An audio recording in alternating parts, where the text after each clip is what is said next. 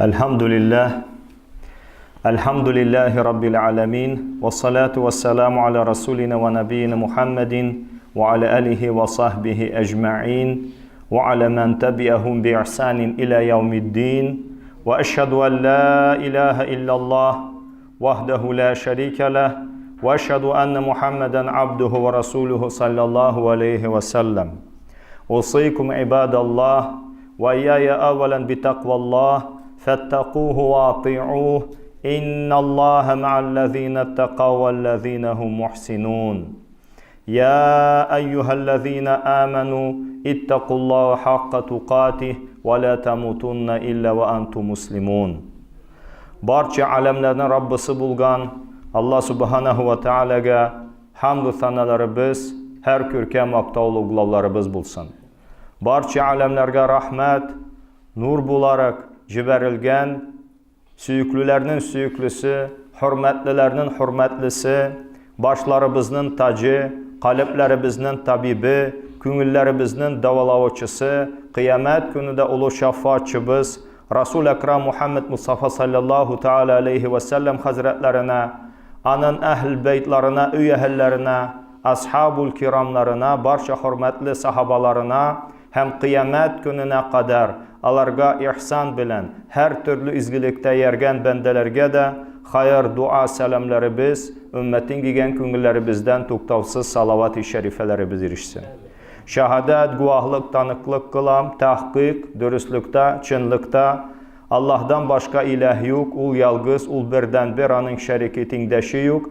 Hem şehadet, tanıklık, guahlık kılam, dürüstlükte Muhammed sallallahu aleyhi ve sellem, ul Allah Rabbimizin kolu bendesi hem Resulü Peygamberi ikenligine.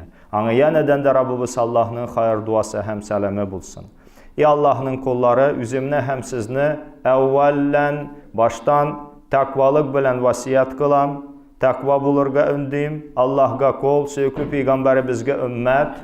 Allah'ın dostu bulup yaşarga öndeyimin. Dürüstlükte Allah telüzine takvalık kılıçılar hem ihsan izgilik itüçüler bilen birgedir. Hem mübarek kitabı Kur'an adımda ite iman getirgen bendeler Allah Rabbimizge çen takvalık kulu bilen takvalık kılığız hem üle kürmegiz, can teslim kılmagız, Müslüman bulmuşu. Din mübinde bulgan aziz kardeşlerim, bugün bizniki Seyyidul Eyyam atna günlerinin hocası mübarek Cuma günüdür. Muharrem ayımızın 18. günü 1440 Hicri yıl. Allah Rabbul İzzi Hazretleri bu gününü bütün ümmeti bizge mübarek kılsın. Bu ibadetten sir hikmet netice muratlarına eriştirsin. Tesfiyetul kalp, kalplerimizi saflandırıp, tezkiyetun nefis, nefislerimizi paklap, terbiyetul ruh, ruhlarımızı terbiye kılıp, canlarımızı terbiye kılıp, kalplerimizin süyüklü Peygamberimiz Muhammed Aleyhisselam'ın güzel ahlak sıfatları bilen zinnetlep, anın ruhaniyetinden nasipli, ölüşlü bulubuzunu müyesser kılsın. Hem bu ibadetlerine halis kalp bilen, ihlas küngül bilen üterge Rabbimiz bizge nasip etsin. Din mübinde bulgan aziz kardeşler, anlatırga liturgan var bir mesele, lakin anardan ilek süyüklü Peygamberimizin hadis-i şerifin sizin atibarınızga takdim kılabı. Süyüklü Peygamberimiz ayta, İzâ dakhala ahadukumul mescid vel imamu alel minberi فَلَا صَلَاةَ وَلَا كَلَامَ حَتَّى يَفْرَغَ الْاِمَامِ. Sizin bireviniz her kaçan mescidke kirse, hem mescidke kirgen vakitte imam minbardayken, cuma günü, hutba söyleyken, فَلَا صَلَاةَ وَلَا كَلَامَ حَتَّى يَفْرَغَ الْاِمَامِ. Bir sözde söylev yok, bir namazda oku yok. İmam бушаганч, yani бушаганга kadar, пока не освободится имам. Если кто-либо из вас заходит в мечеть, и в это время имам находится на мимбаре, так пусть он ни намаз не читает, ничего не говорит, пока не освободится имам. Умар ибн Хаттаб, Амирул Mu'minin, İslam dininde ikinci halife. Sahabalar namaz okuydular mescitte. O kaçan minbarga basayken hutbaga, bütün sahaba-i kiramlar namaz okudan tuktalaydılar. Çünkü cuma namazında hutbanı tınlav vacip kardeşlerim. Bu mescidin edebi, bu edebini bozmayık inşallah. Şusunu yanından da isket düşürəbiz, bir kardeşlerimiz şunlarga itibar etmeyince, Yeniden de şuşun nərsələrini devam etələr. Bu ədəbsizlik sanal aziz kardeşlerim. Hem sözümüzün devamı, söyüklülərinin söyüklüsü, güzlərimizin nuru, qalbimizin tabibi Muhammed Aleyhisselam'ın bir hadis-i şərifin sizin etibarınıza təqdim etməkçi bulabız. Çünkü o bizim için xazinə, bu necə gətirgə, misalı oxşaşı bulmagan bir inci dənələri. Как жемчужины. عن أنس رضي الله عنه قال: كان أبو طلحة أكثر الأنصار بالمدينة مالا من نخل، وكان حب أمواله بيرحاء، وكانت مستقبلة المسجد، وكان رسول الله صلى الله عليه وسلم يدخلها ويشرب من ماء فيها طيب.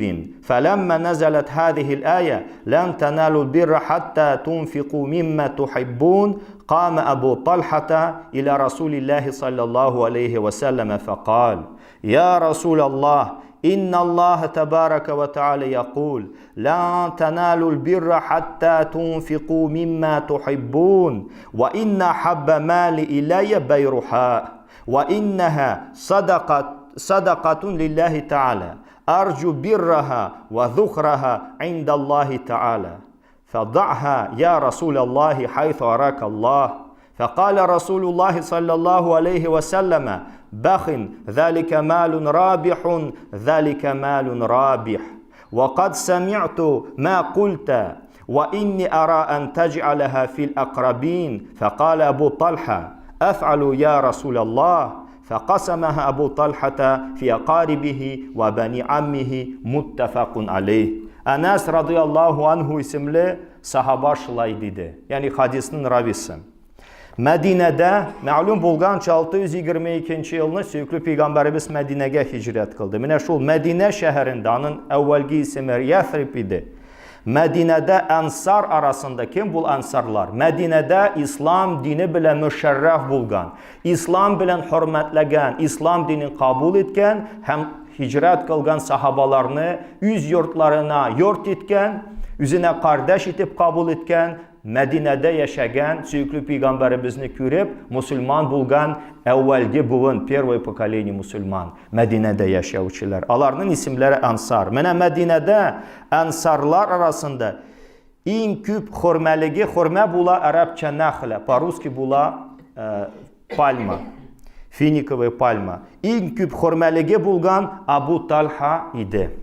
En söykülü malı da Mescid-i Nebevi'nin Peygamber mescidinin karşısında. Çünkü Peygamberimiz Mekke'den Medine'ye hicret kıldı. Hicret kılgandan sonra en birinci adımı Allah'ın nurlu yurtu mescidini bina kıldı söykülü Peygamberimiz. Şu mescidin ismi ulda hazır var elhamdülillah, Mescid-i Nebevi. Peygamber mescidi, proroçeский mečet или mečet proroka. Mine şu Mescid-i Nebevi'nin ya Peygamber mescidinin karşısındaki Bayruha isimli bahçesiydi. To есть sat по имени Bayruha. Resulullah sallallahu aleyhi ve sellem bu bahçeye girip andaki hoş hem tatlı sulardan içeydi. Ma'un tayyib degen hoş tatlı su içeydi. Şul bahçeye girip. Enes radıyallahu anhu hazretleri sözün devam etti. Söygen nerselerden la tenalul birra hatta tunfiqu mimma tuhibbun. Mene söygen nerselerden Allah yolunda infak etmeyince, ölüş etmeyince, birmeyince siz hiç kaçanda izgilikке erişe almazsınız. Ayet-i kerime ingeç Allah Teala tarafından. Abu Talha Resulullah sallallahu aleyhi ve sellem'nin huzuruna yanına geldi de hem ya Resulallah, ey Allah'ın elçisi, Allah Teala Sina la tanalul birra hatta tunfiqu mimma tuhibbun. Söygen, muhabbet etken, yaratkan nerselerden Allah yolunda infak kılmayınca, birminçe ölüş etmeyince siz izgilikke hiç kaçan erişe almazsınız. Ayetin ciberde indirdi. En söygen, en yaratkan, en muhabbet kılgan malım Bayruha isimli bahçadır. Anı Allah-u Teala rizalığı için sadaka etemin. Allah'tan anın sevabın, ecrin, hem ahiret azığın, buluğun tilimin. Bayruhanı Allah'ın sana күрсәтәҗәге halda kullan dedi. Bunun üstüne Resulullah sallallahu aleyhi ve sellem aytdı. Bakın, aferin sana. Ne güzel, ne hoş manasında kelib. Peygamberimizin mübarek dilleri böyle bakın etti. Yani aferin sana. Ne güzel, ne hoş. Zalike malun rabih. Zalike malun rabih. İki tapkırladı, tekrarladı. Fayda etüçü mal mene şuşe. Fayda etüçü mal mene şuşe. Seni işittim Abu Talha. Mina kalsa, anı kardeşlerine, tuganlarına sadaka itip bir. Abu Talha, şulay işlermin, ya Resulullah, ya Allah'ın ilçesi. Eytti hem bakçanı, kardeşleri, tuganları, hem de atasının ir tuganları, ammun atasının ir tuganı, brat, atsa degen. Мене анын балалары, его дети, племянники, двоюродные братья со стороны отца була. Hem atasının ir tuganlarının ulları, malайları arasında taksim kıldı, bölüp birdi. Bu hadis-i şerifni İmam Bukhari zekat kitabında, vakalat kitabında, vasaya kitabında, Tefsir-i Sura kitabında rivayet, hem Eşribe kitabında bu hadis-i şerifini rivayet etti. İmam Müslim Hazretleri Zekat kitabında bu hadis-i şerifini rivayet etti. İkisinde de sahih, ikisi de bir ittifakta muttefakun aleyh sanala bu hadis. Менә Rusçasında tercümesini aytабыз. Сообщается, что о нас, да будет доволен им Аллах, сказал: из ансаров, из жителей Медины, которые приняли ислам во время пророка, алейхиссалям, Абу Талха владел в Медине наибольшим количеством финиковых пальм. Нахля – это финиковая пальма. А больше всего из своего имущества он любил байруха, то есть это сад из финиковых пальм, роща, которая находилась напротив мечети пророка, алейхиссалям, куда часто заходил посланник Аллаха, саллаллаху алейхи, чтобы испить там хорошей воды. Ма'ун таиб, благой воды означает. А нас продолжает.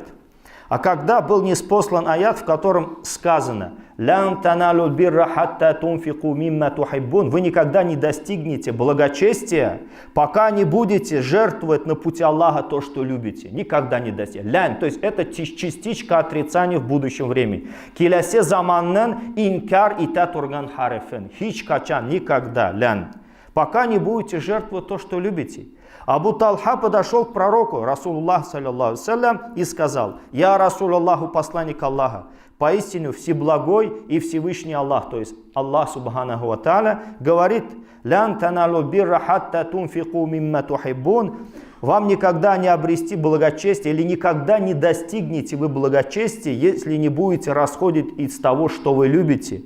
А самым любимым из принадлежащего мне имущества, то есть для меня, это байруха, вот этот сад из финиковых пальм.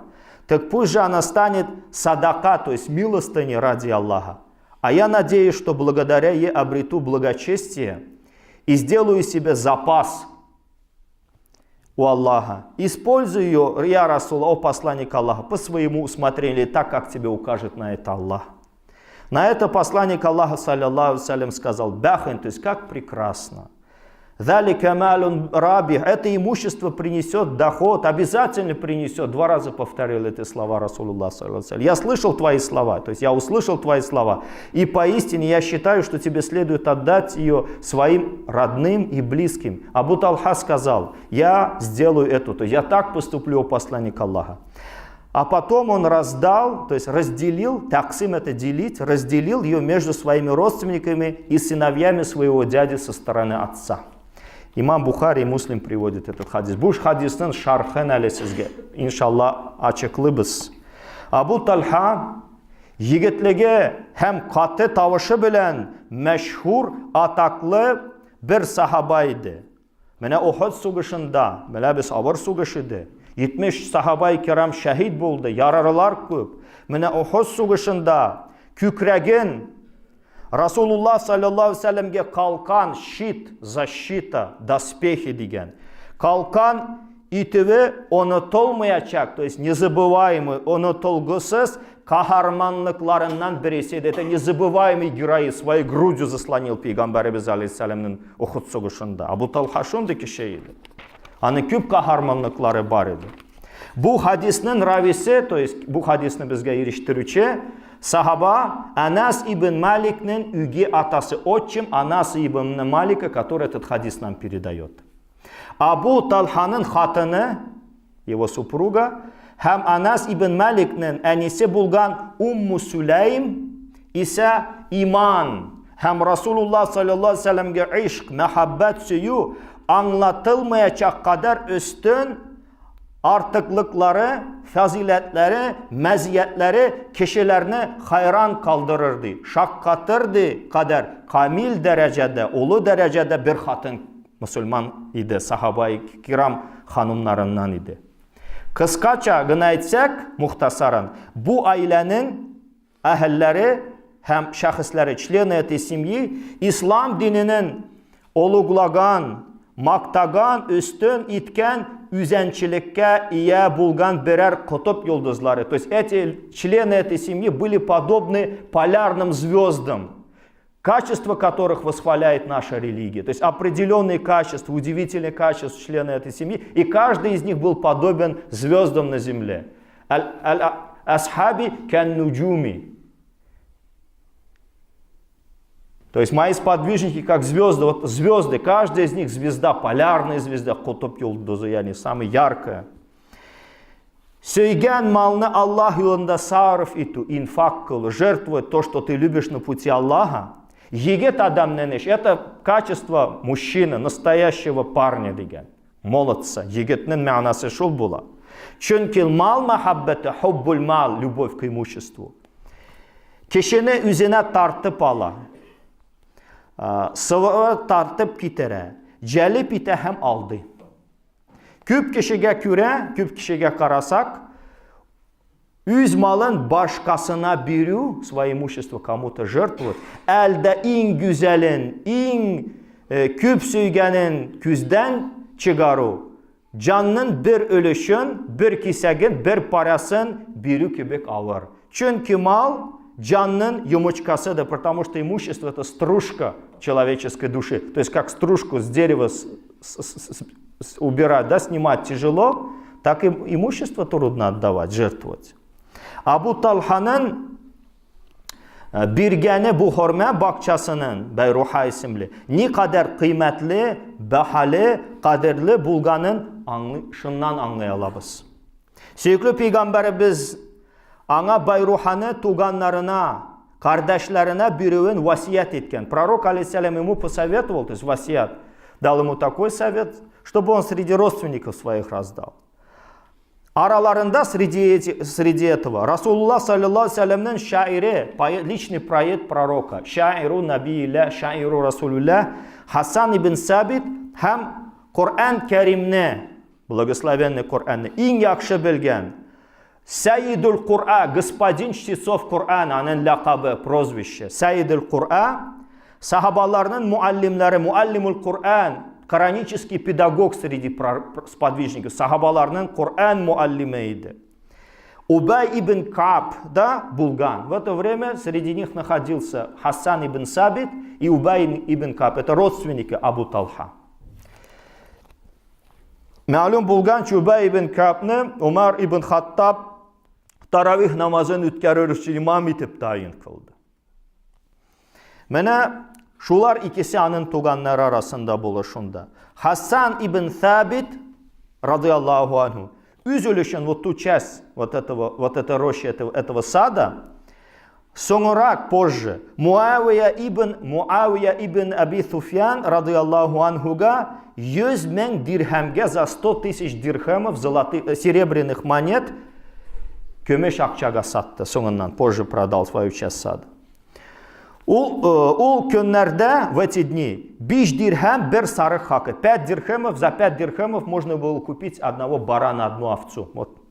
Яни, шуны әгәр уйласак, если подумаем над этим или об этом, факат Хасан ибн Сабитның өлеше только часть вот этого сада, которая была при разделе имущества передана в качестве садака Хасану ибн Сабиту, аның өлеше 20 000 сарык сатып алырды кыйммәткә. То есть 20 000 баранов можно было купить за часть сада, вот, которая была отдана при распределении его Хасан ибн Сабит. 20 тысяч баранов умножите на 7 тысяч рублей, получим сумму. Менә Абу Талха Аллах ризалыгы өчен.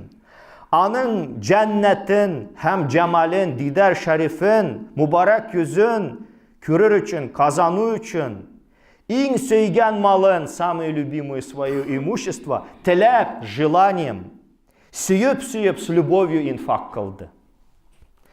En söygen malın Allah rizalığı üçün birgen sahabalar arasında Hazreti Ömer'in faziletli oğlu Abdullah ibn Ömer radıyallahu anhu'nun ayrım bir urnası ciri var. İbn Ömer radıyallahu anhu hazretleri big baydı, очень богатым человеком был. Kullarının, cariyelerinin, kenizeklerinin, yaş kol hatın kızların hesabı yok idi. И не было даже счета его рабам и наложницам. Cariye Arapça была. Bu cariyeler, kenizekler, yani yaş kol hatın kızlar arasında среди этих наложниц была молодая девушка по имени Dumeyne. Dumeyne isimli bir matur kız idi. Big çiber, big güzel idi. Менә шул kızga İbn Ömer'in küngeli kıldı, gitti. Yani söydü, он полюбил, влюбился в нее очень сильно. Ma'lum bulgança cariye, kenizek alıngan bir türlü mal halinde idi ilki. Hazır kollar yok, ilki var idi. Абдуллах ибн Умар, hem İslam первой религии, который кол хакын таныды. Дала право рабу. До этого у раба никаких прав не было. Менә біләбіз, менә Западны Европа, hem Amerika'da küpme kollarını halak ettiler. Kimelerinin trümlarında üterdiler. 180 milyon kişini halak etti Avrupa hem Amerika halkı kollarını, karalarını, azat kişilerini kol ettiler. Menə elki de kolluk idi. Lakin kolların haklarını bilgiledi İslam dini. Menə şu kollar arasında Dumeyla isimli hatın idi. Abdullah ibn Ömer Hazretleri, Allah Teala razı bulsun, üzündən de atasından, لَاَنْ تَنَالُوا الْبِرَّ حَتَّى تُنْفِقُوا مِمَّا تُحِبُّونَ Söygen nerselerden Allah yolunda infak kılmınca birmiçi siz hiç kaçan izgilikke erişe almazsınız. Ayetin hatırlageç isine düşürdü bu ayetini Abdullah ibn Ömer. Dumeyneni derhal şunduk biktis hazıruk şul mizgilde azat itti. Hem anı üz mülkünden, malından, sermayesinden, baylığından çıkardı. Вывел из счастья свое имущество. Ondan sonra anı azatlı kolu. Şundan elek ul da kol idi. Anı azat itken idi. Azatlı kolu, azat itilgen kolu büyük İslam alimi Nafi bilen nikahlandırdı. Хулафа Рашидин'in beşincisi deyip meşhur bulgan Умар ибн Абдул-Азиз. То есть его называют пятым праведным халифом. Среди амиядов он был, но его причисляют праведным халифом. Пятый говорят. Beşinci tuğrılıklı Allah'ın hidayetinde bulgan halife. Birisinin ismi beşincisinin Umar ibn Abdul-Aziz idi. Mene kapçıklap mişkami, yani şeker alıp fakirlerge tarataydı. On mişkami razdавал сахар среди неимущих, нуждающихся. Аңа шулай işlegenge küre akça taratırga bulmamısın deyip soradılar. Hani nельзя ли вам деньгами раздать? Ул da min şekerini bik yaratamın. Ya очень люблю сахар. Onun için yaratkan nerselerini infak itelere tilimin. Şunu и люблю, поэтому жертвую тем, что я люблю. Demek ki, что это значит? Allah rızalığın kazanmak, Allah rızalığı için, Allah rızalığına erişiyor. Malının hayırlısın, en yaxşısın, en kıymetlisin, kaderlisin, asılın, sıfatlısın Allah rızalığı için biri bilen gene mümkün. Dinimiz zekat hem sadaka birikçilerini mutlak, обязательно, şul sıfatta bulgan malını verirsin deyip mecbur etme. Fakat alardan, yani birikçilerden fidakarlık köte. Samopajертвование degan.